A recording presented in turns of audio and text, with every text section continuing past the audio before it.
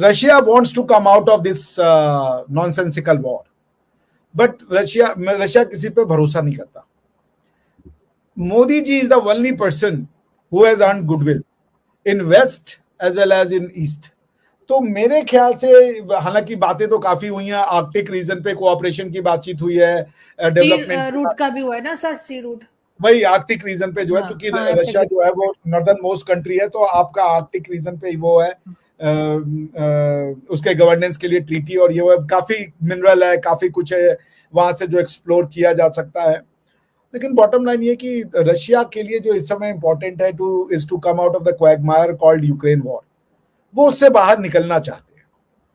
और मोदी जी ने G7 के साइडलाइन पे बातचीत भी किया था, क्या नाम है इनसे, आपका व्लादिमीर जेलेंस्की साहब से. तो मुझे ये लगता है कि ये भले हम लोग को कुछ भी फीड किया जाए कि आर्कटिक सर्कल पे बातचीत हुई, सी रूट डेवलपमेंट पे बातचीत की गई, बाकी डेवलपमेंट के लिए भी बातचीत की गई, बट द बॉटम लाइन कहीं ना कहीं ये होगी कि अगर वो कह रहे हैं पुतिन साहब कि मैं ये शर्तें हैं मेरी, और अगर ये मान लें तो मैं इस युद्ध को रोकने के लिए तैयार हूं, क्योंकि इस युद्ध से किसी को कुछ नहीं मिल रहा. अब देखिए, आज मोदी साहब के कहने पे जितने इंडियन जो गए थे रशियन मिलिट्री में, उनको ड्यूप करके ले गए थे, धोखा दे करके ले गए थे, सबको रिलीज करवा दिया उन्होंने.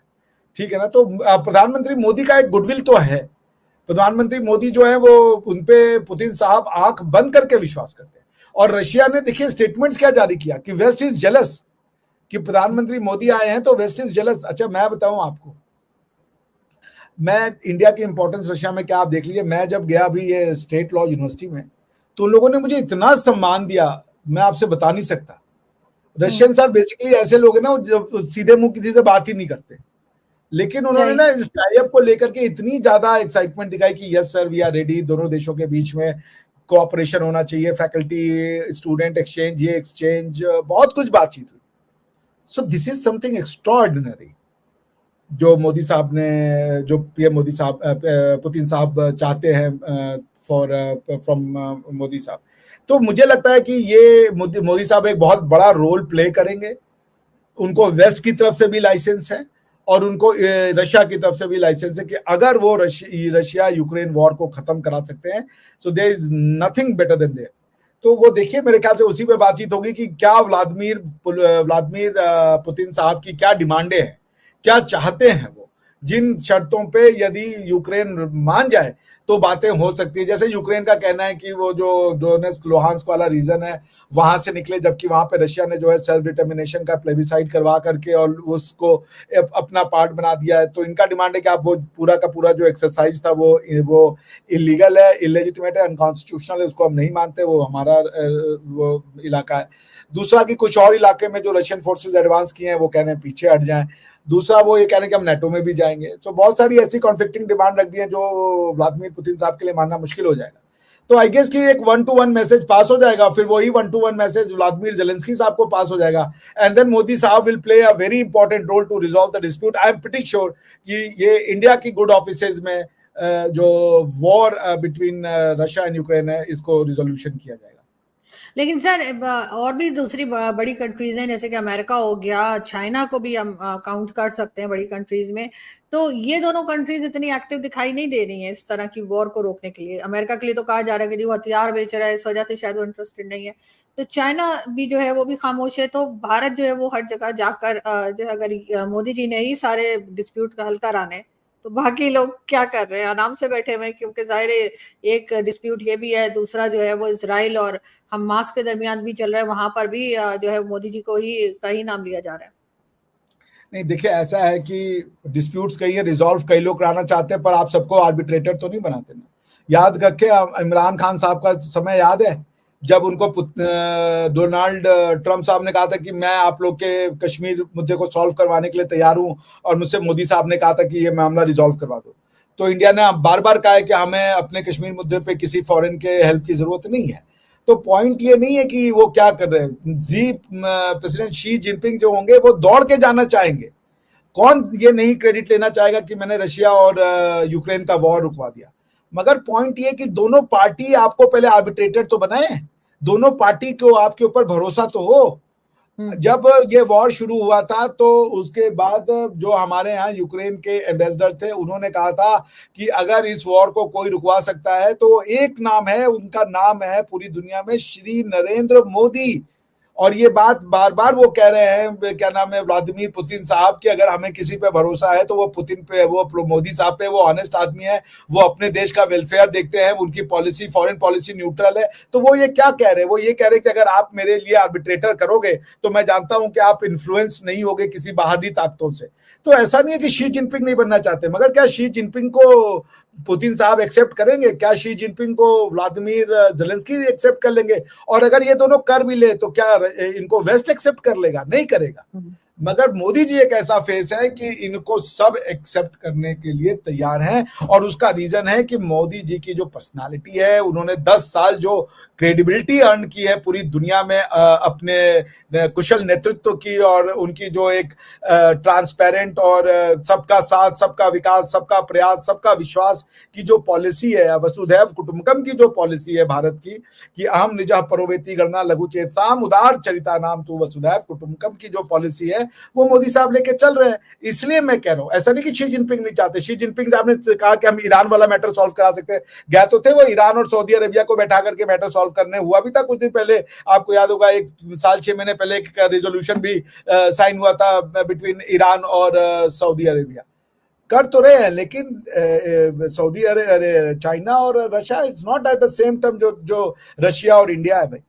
पुतिन साहब हैव फेथ इन मोदी साहब, जिसे कहते हैं आंख बंद करके वो बात मानने को तैयार होंगे, क्योंकि मोदी साहब इकलौते हैं जिन्होंने पुतिन साहब के फेस पे कहा था कि this is not an era of war. उसके बाद भी पुतिन साहब ने ये नहीं कहा कि ये इस आदमी ने मेरे ईगो को हर्ट कर दिया, क्योंकि वो जानते थे कि जो ये बात कह रहे वो सत्य है। और इस वॉर को शुरू करके पुतिन साहब ने एक बेकार का फ्रंट खोल दिया, बेकार का नुकसान हो रहा है। मैं रशिया में था, कितनी फाइनेंशियल ट्रांजेक्शन की दिक्कतें होती है वो मैं जानता हूँ, ठीक है ना। सो ऑल इन ऑल मतलब यही है कि अगर वो कर रहे हैं एक्सेप्ट तो स्वीकार है, लेकिन कोई जिनपिंग साहब को नहीं चाहता, कोई बाइडेन साहब को नहीं चाहता। पूरी दुनिया सिर्फ एक आदमी को चाहती है और उनका नाम है Narendra Damodar Das Modi. The man is a world leader and people trust him. तो सर इजराइल से भी बात क्यों नहीं कर रहे? इसलिए कि रशिया में ठीक है वॉर चल रही है कई साल से, लेकिन उससे भी ज्यादा नुकसान जो हमें नजर आता है सोशल मीडिया की हद तक, अगर हम बात करें या टीवी चैनल की हद तक, तो हमें ऐसा लगता है कि इजराइल और जो फलस्तीन या हमास के बीच में जो कुछ चल रहा है, तो वहां पर लोगों की ज्यादा जाने जा रही है, वहां पे ज्यादा टेंशन और प्रॉब्लम है। तो उस वॉर को या उस लड़ाई झगड़े को मोदी जी कितनी इंपॉर्टेंस दे रहे हैं आपके ख्याल से? नहीं, कुछ देखिए, तीन चीजें होती हैं जब डिस्प्यूट होता है ना। एक पार्टी 1 हो गई जिसका डिस्प्यूट है पार्टी 2 के साथ, और तीसरा होता है जज। अब आपकी मान लीजिए मेरा डिस्प्यूट है मिस्टर एक्स के साथ, मैं कह रहा हूं आरजू जी आप मेरी जज बन जाइए। अगर आप जज नहीं बनना चाहती तो हम आपको जबरदस्ती तो जज नहीं बना सकते ना। इजराइल और पैलेस्टाइन या इजराइल और हमास का वॉर, इजराइल और ईरान का वॉर, ये वॉर पॉलिटिकल नहीं है। इसका सीधा सीधा जो संबंध है वो उस इलाके के सोशियो कल्चरल एस्पेक्ट से है। अगर कोई पॉलिटिकल डिस्प्यूट हो, कोई अगर कमर्शियल डिस्प्यूट हो, कोई अगर सोशल डिस्प्यूट हो, तो आप उसको कुछ कर भी लेंगे। लेकिन आप जिस कल्चर और जिस सिस्टम को नहीं समझते वहां जाके आप अपने हाथ क्यों गंदे करेंगे? जैसे इंडिया ने श्रीलंका में एक बार भेजी तो थी अपनी ट्रूप्स, हमने भेजी थी, पीस कीपिंग मिशन थी, हमने किया, हमारा कोई उसमें एक्टिव वॉर में रोल नहीं था, लेकिन हमें कितनी भारी उसकी कीमत चुकानी पड़ी थी कि हमारे एक पूर्व प्रधानमंत्री साहब की उसमें हत्या कर दी गई। तो बेकार की चीजों में हम क्यों उलझ जाएं? हम क्यों जाकर के, अमेरिका कहता तो है कि भैया अफगानिस्तान में सेना भेजो, अफगानिस्तान में सेना भेजो, हम नहीं भेजते। हमें पता है कि वहां भेजने का मतलब क्या होगा। हमास और पैलेस्टाइन का वॉर दुनिया की कोई ताकत नहीं रिजॉल्व करा सकती, सिवाय तब तक कि एक इसमें से कोई खत्म ना हो जाए, या दोनों को ये सेक्युलरिज्म का जो मीनिंग है वो समझ में आ जाए। और इसका कोई जज नहीं हो सकता। ये वो लड़ाई है जिसमें से जब एक हारे, जब एक खत्म होगा तो दूसरा जीतेगा, बस यही उसका अंत है और कोई अंत नहीं है इसका। Because this is not something कि आप इसमें कोई लीगल आप लॉ बताएंगे, इसका हक ये है, उसका हक वो है, वो मानने कोई तैयार नहीं है। सबके अपने अपने, कश्मीर का मुद्दा है, पाकिस्तान, अगर मेरी नजर से देखिए कश्मीर का कोई मुद्दा नहीं है, पाकिस्तान कहता है मुद्दा है। क्योंकि पाकिस्तान दुनिया को एक नजर से देखता है और हम दुनिया को एक नजर से देखते हैं, उसी प्रकार इजराइल दुनिया को एक नजर से देखता है, हमास दूसरी नजर से देखता है।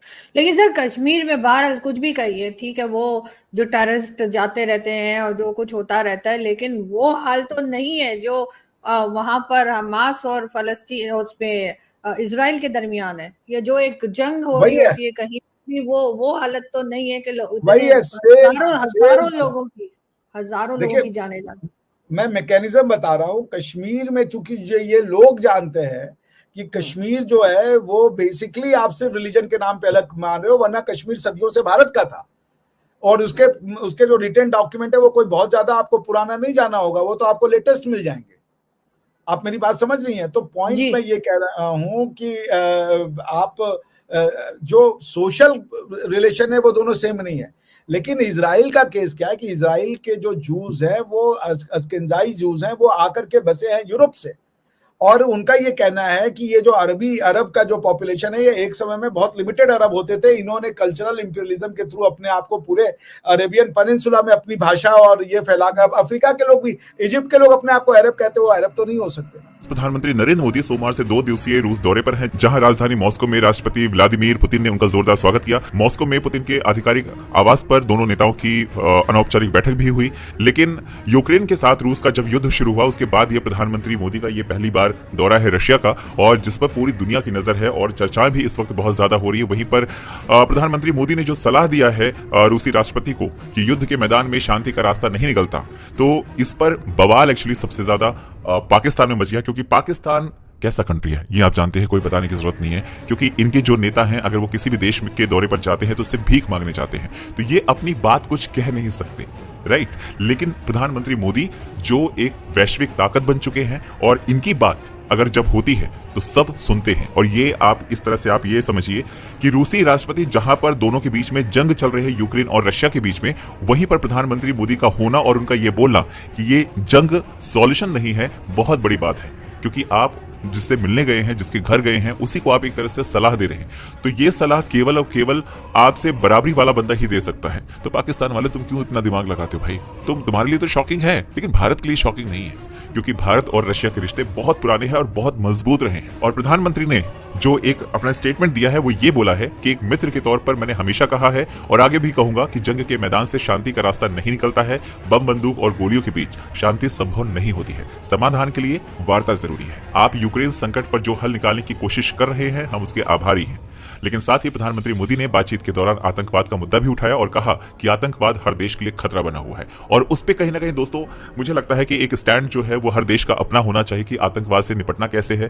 भारत में जिस तरह से अभी कुछ दिनों पहले से आतंकी घटनाएं बढ़ी हैं, चाहे जम्मू कश्मीर हो और चाहे देश के जो दूसरे इलाके हैं, वहां पर कहीं ना कहीं इंटरनल जो प्रॉब्लम्स हो रही हैं वो एक चिंता का विषय बन चुकी है। और मुझे लगता है कि इस पर भारत को भी अपना जो रुख है बहुत स्पष्ट करना चाहिए और बहुत कड़ा करना चाहिए, क्योंकि जिस तरह से ढीला पर इस वक्त बीजेपी सरकार यानी मोदी सरकार दिखा रही है वो कहीं ना कहीं आतंकियों के हौसलों को बुलंद कर रहा है, और जिसकी वजह से पिछले कुछ महीनों के अंदर 6 से ज्यादा जो घटनाएं जम्मू में हुई हैं वो वाकई एक तरह से मुझे लगता है चिंता का विषय बन रही है। और कहीं ना कहीं सरकार को इसके ऊपर ध्यान देना चाहिए, क्योंकि एट द लास्ट हमारे जो सैनिक है वो शहीद हो रहे हैं, वो वीर गति को प्राप्त हो रहे हैं, जो कि मुझे लगता है कि उसकी भरपाई दरअसल कोई नहीं कर सकता। आप अगर आतंकियों को मार रहे हैं, हाथ क्या है 5, 10, 20 अगर आतंकियों को आपने मार दिए हैं तो उससे क्या मिलना है? वो एक खान है जहां से वो निकलते जा रहे हैं और यहां आकर कहीं ना कहीं मारे जा रहे हैं, लेकिन वो नुकसान तो हमारे देश को पहुंचा रहे हैं, हमारे सैनिकों का पहुंचा रहे हैं। ये लचीलापन जिस तरह से फिलहाल दिखाया जा रहा है वो बहुत गलत है। हो सकता है सरकार अपने लेवल पे कुछ कर रही हो, उसका नजरिया हो सकता है वो शेयर ना कर रही हो, लेकिन कहीं ना कहीं अगर ऐसा है भी तो इस चीज को जल्दी से करना चाहिए, क्योंकि आए दिन जिस तरह से घटनाएं ये हो रही हैं ये वाकई दिल को तकलीफों से भर देती हैं। आप लोगों का क्या कहना है कमेंट करके बताएं। चैनल पर अगर दोस्तों नए हैं तो चैनल को सब्सक्राइब जरूर करें। जय हिंद।